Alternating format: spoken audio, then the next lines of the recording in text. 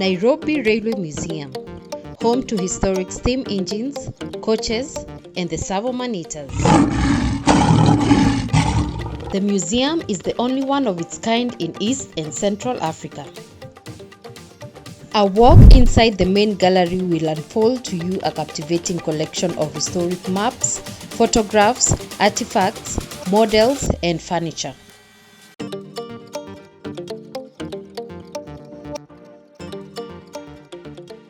The outdoor space captures the historic steam age exuded by the steam engines and coaches. The museum was opened in 1971 by the then East Africa Railways for documentation purposes owing to the many changes that were taking place within the railway transport sector.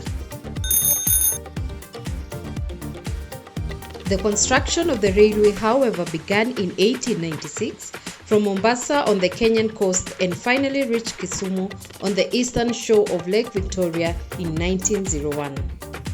The line linked the interiors of Uganda and Kenya with the Indian Ocean port of Mombasa.